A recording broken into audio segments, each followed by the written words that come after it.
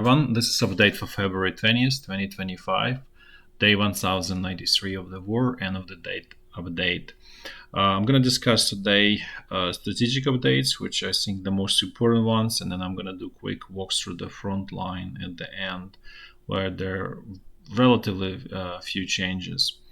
So I'm going to start actually with sort of this developing situation where US essentially changed its position on Ukraine and generally in this conflict between West and Russia, 180 degrees. So, as you all aware, Russia is no longer aggressor, and essentially, U.S. is looking to have peace with Russia. And before I go into details, I just want to explain what probably drives this whole situation.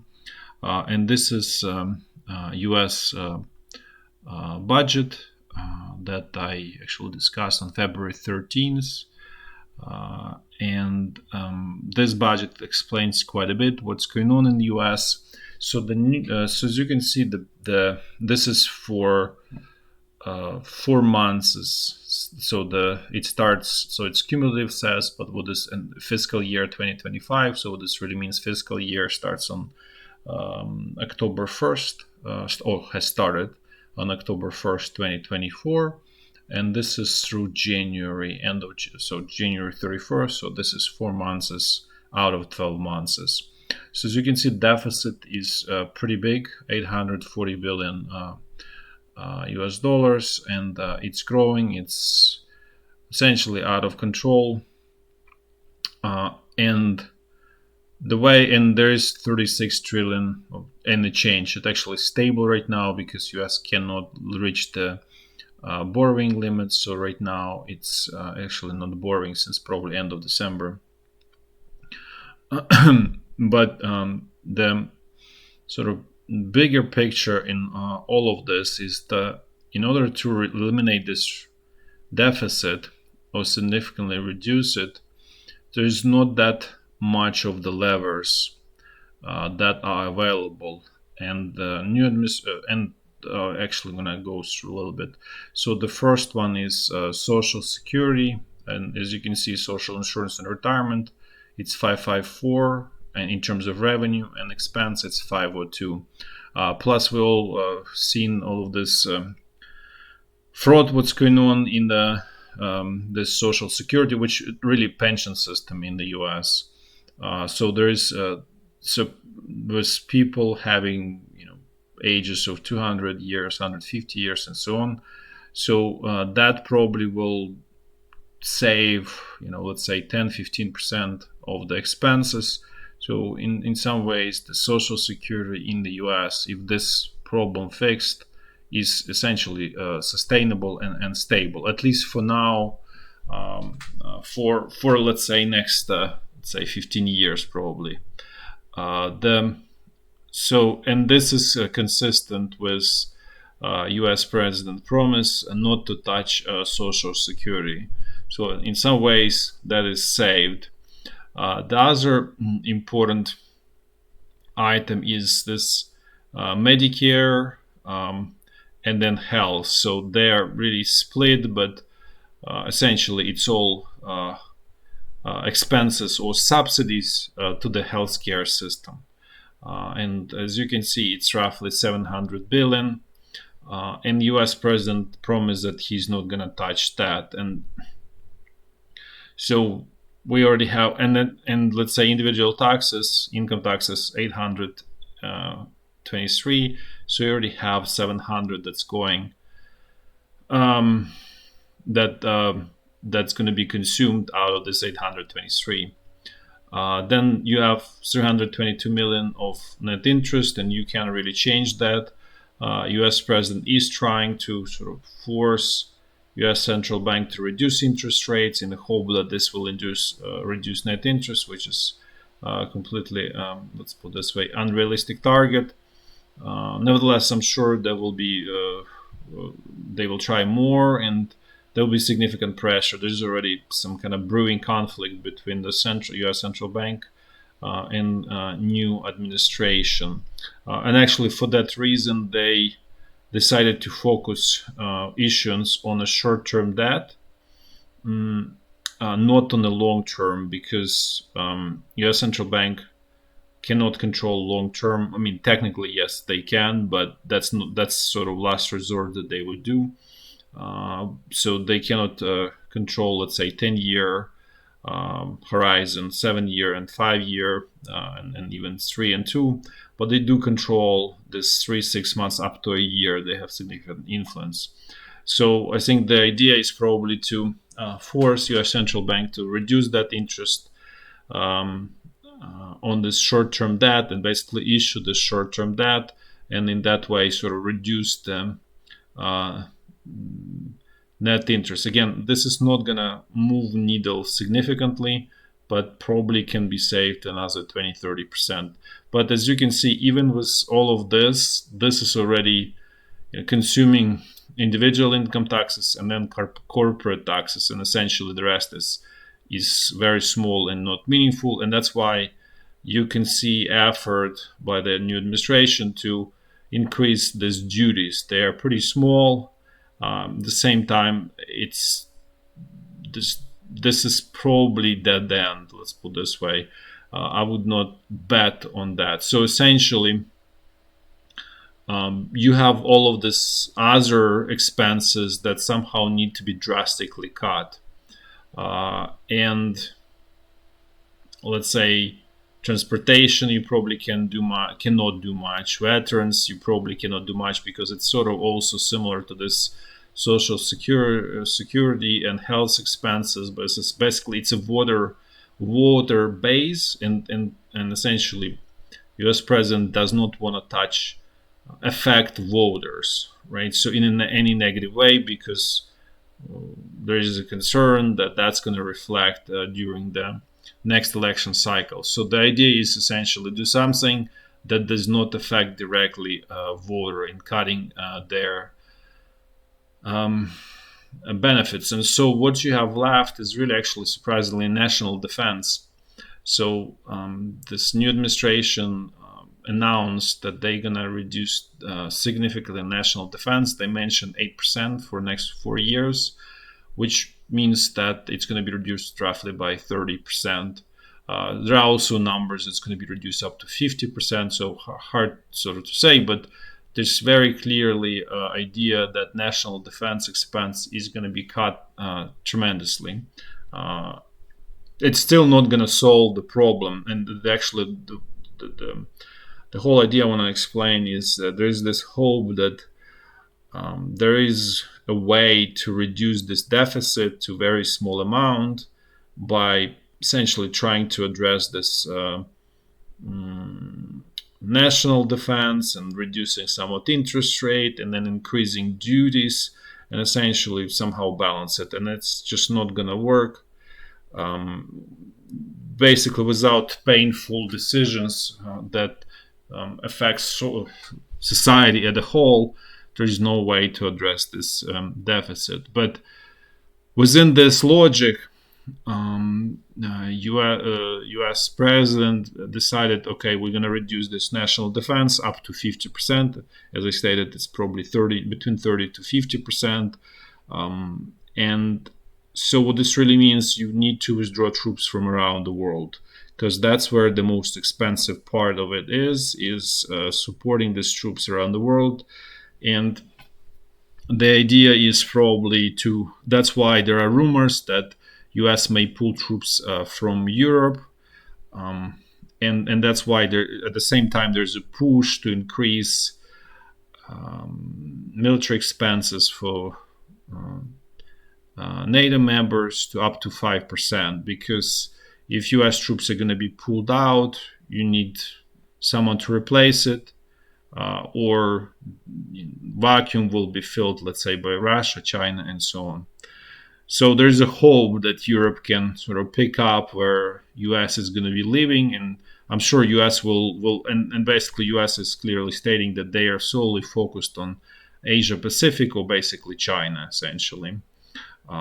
So that's going to be where the focus is going to be, and that's really requiring really focusing on the Navy, on space aircraft. You really don't need much of sort of land forces or soldiers. You really need to focus on those key topics that I mentioned.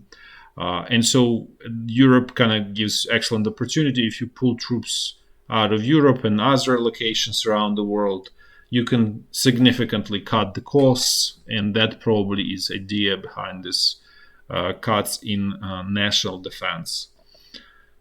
So for that reason, from going sort of forward with this logic, then I think it's probably better to. It makes more sense this speeches by J.D. Vance in Munich, and this whole changes towards Ukraine, where the position is, okay, we're not going to support Ukraine anymore. It has to be either Europe or it's going to fall into Russia's hands. That's essentially the position. And the other part that aligns actually, not aligns, but I would say that drives this significant change of U.S. positions toward Russia is hope that basically normalizing relationship with Russia will allow to bring Russia's natural resources to Europe or to West, significantly reduce the cost, significantly reduce inflation. So that's another benefit, which actually is correct assumption that definitely will have that result without any question. And the other more important strategic is that there is a hope by tying economically Russia back to West, to, in this case mostly Europe, that then it pulls away Russia from China, and then US can deal with China, and China is going to be significantly weakened, because I mentioned this many times before in the past, is if China has Russia's natural resources and there is no sort of oceans or seas between them, it's all land, so it can be supplied without interruption to China. So if, let's say, China is facing war with the US, it has its rear covered by Russia, and Russia supplies steadily all natural resources that China needs, because China definitely is deficient in crude oil, many other sources and also food as well as another sort of item of insecurity for China. So this really cripples China's ability to attack Taiwan, essentially. And then obviously, and that really then gives ability for the US to push China into sort of more peaceful situation, so that it's less aggressive towards its neighbors, and sort of call it this, like, China be on the leash, essentially. And that's, I think, the whole idea behind this plan. And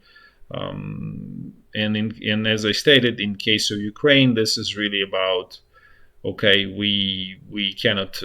There are more important fires that need to be put out, and then Ukraine is just sort of on its own.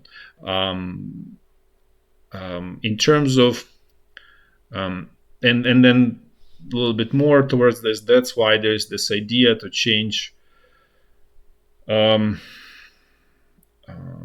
ruling parties in various countries in Europe, specifically UK, especially Germany, to a lesser extent France, is because in order to tie economically Russia back to West, the only way to tie Russia up is by reconnecting Russia with Europe, in particular with Germany.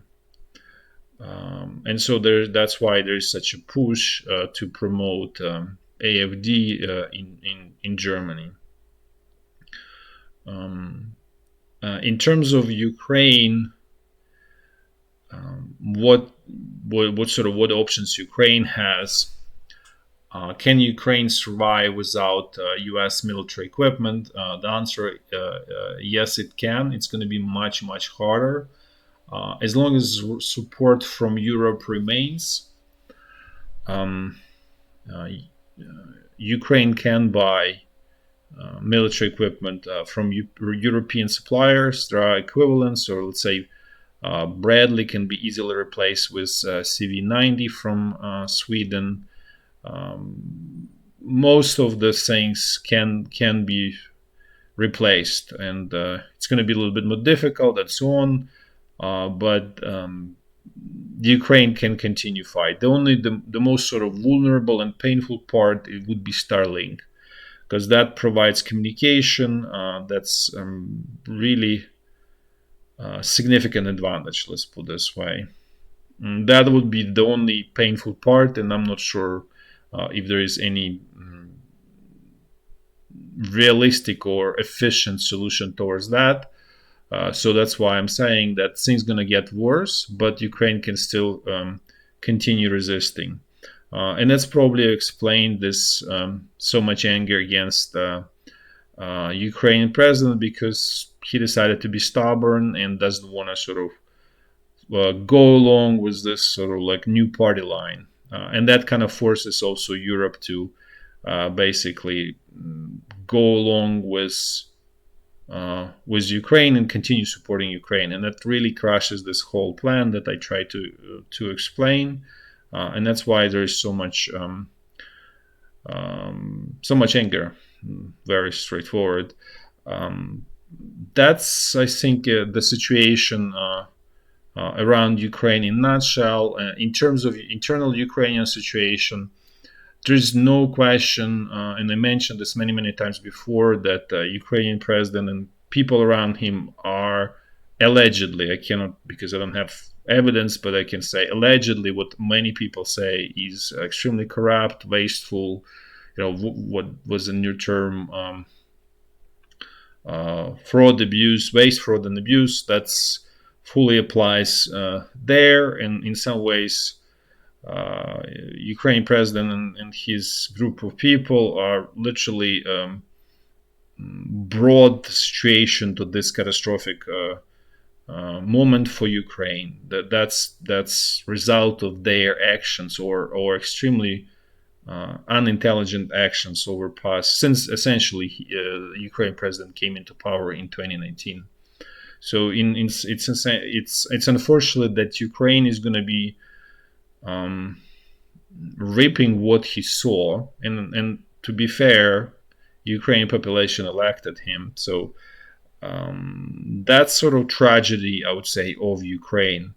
At the same time, people are, I would say, support resisting Russia. I'm not saying it's as it used to be in 2022. It's definitely a significantly smaller number, but it's definitely more than 50%. In terms of actual support of Ukraine president, it's probably somewhere between 50 to 20%. It's definitely not 4. It's not 57, as Ukrainian president said. And if there are elections, he's definitely going to lose to General Zaluzhny, unless he managed to co-opt General Zaluzhny somehow. That's totally hard to predict where it's going to go, but essentially, if there are elections, without doubt, Ukrainian president is going to lose that. I'm not going to say that he's going to get 4%. He's probably going to be number 2. But General Zaluzhny, without doubt, is winning election. And I'm not saying that General Zaluzhny is any better. He didn't seem to show. He's probably, I would say, I take it back, probably marginally better. But it's not the level of improvement that Ukraine needs. And essentially, Ukraine is facing a situation. It needs to increase efficiently, tremendously, really essentially have close to zero corruption. That's the only way to survive for Ukraine as a country. Because without any doubt, Russia wants the whole of Ukraine. In terms of this meeting in Saudi Arabia, I think what really happened is to extend,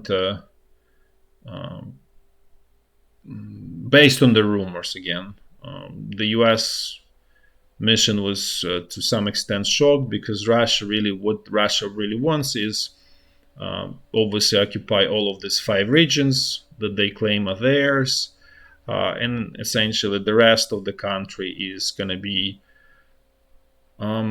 run by Russian puppets. So that's what Ukraine had from 2010 till 2013 with President Yanukovych, which was essentially a Russian agent, who then installed literally Russian citizens running Ministry of Defense and some others. I don't remember exactly, but essentially the country was run by Russian KGB.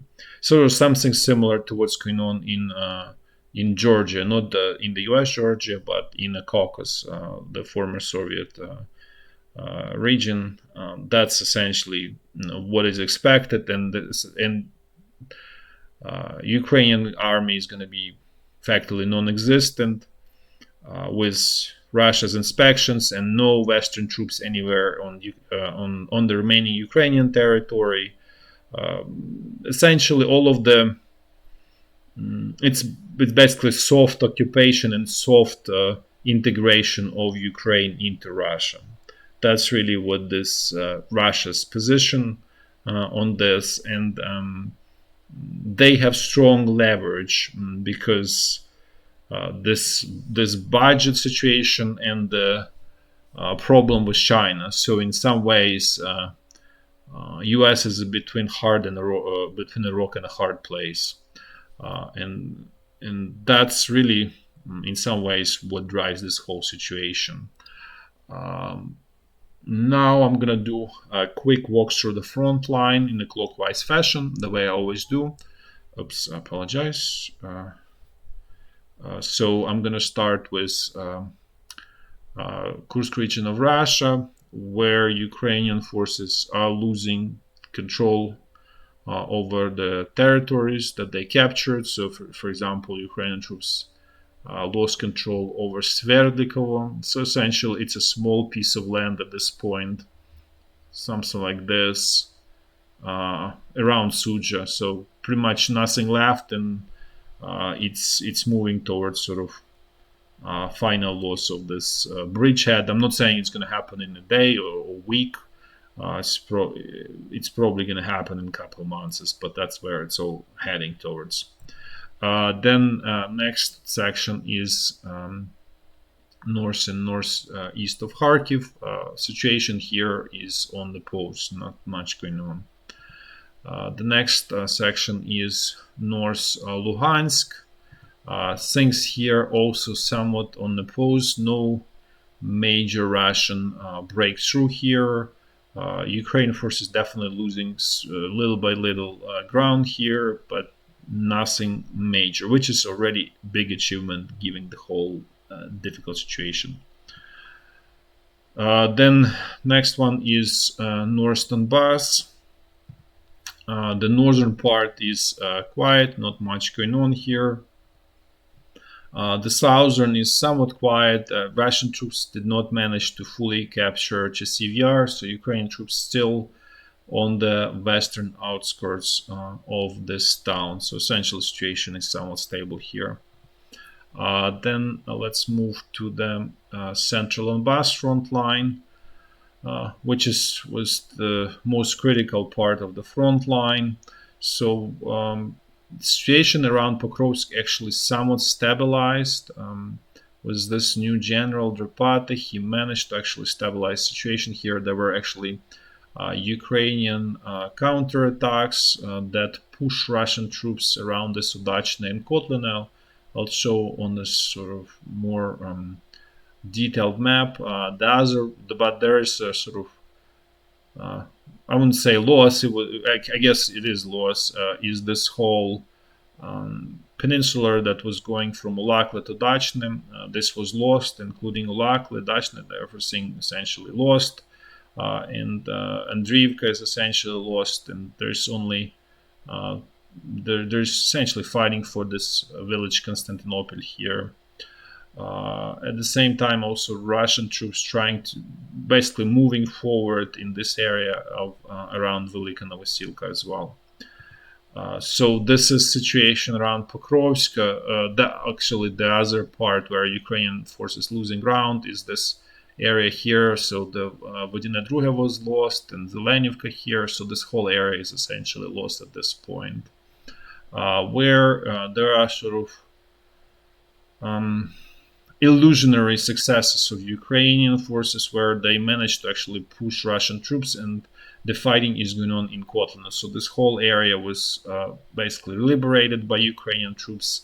At the same time, this is not a lasting sort of victory. This is not a turnaround. This is just a reduction in the speed of Russian advance. That's probably the best way to describe it. And I'm sure over time, this whole area is going to be lost again.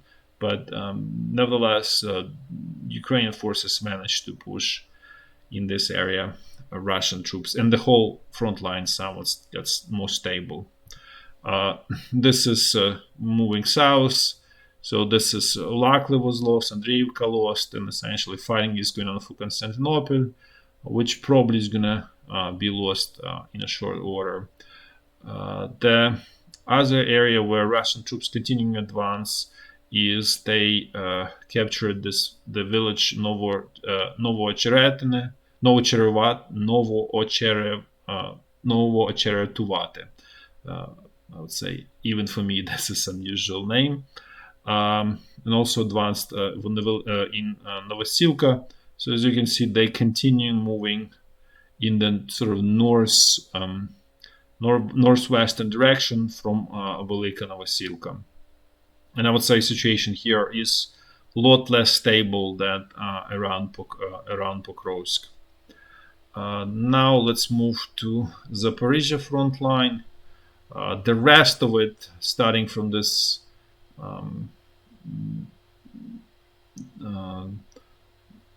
area around Vilna Pole to the west, is stable. Not much is going on there.